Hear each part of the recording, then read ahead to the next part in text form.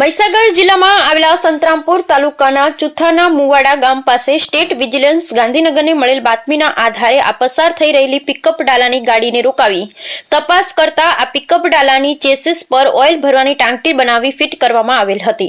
આ ટાંકીમાં વચ્ચે પાર્ટીશન કરીને ટાંકીની પાછળના ભાગમાં બળેલા જેવું ઓઇલ ભરેલ અને બીજા ભાગમાં વિવિધ બ્રાન્ડનો ઇંગ્લિશ દારૂ, બિયર વગેરેની પુઠ્ઠાની અંદાજે 100 પેટીઓ પાસ પરમિટ વગર વહન કરીને લઈ જતા state vigilance monitoring cell police inspector H V. Tadvi અને તેમના સ્ટાફે ઝડપી પાડેલ તેમજ ગાડીના ચાલકને ઝડપીને તેની સઘન પૂછપરછ હાથ ધરવામાં આવેલ છે।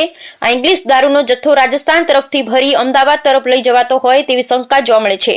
સ્ટેટ વિજિલન્સની મોનિટરિંગ સેલ ગાંધીનગર દ્વારા સંતરામપુરથી લુણાવાડાને રસ્તે જતા ચુથાના મુવાડા ગામ નજીક આ વોચ ગોઠવી અને આ દારૂનો જથ્થો ગેરકાયદેસર રીતે વહન કરી અને લઈ જતા પિકઅપ ડાલા સાથે આ ગાડી ઝડપી કાયદે પાડી અને કાયદેસરની કાર્યવાહી કરી સંતરામપુર પોલીસ મથકે ગુનો નોંધવા માટેની કાર્યવાહી હાથ ધરેલ હોવાની માહિતી પ્રાપ્ત થવા પામી છે।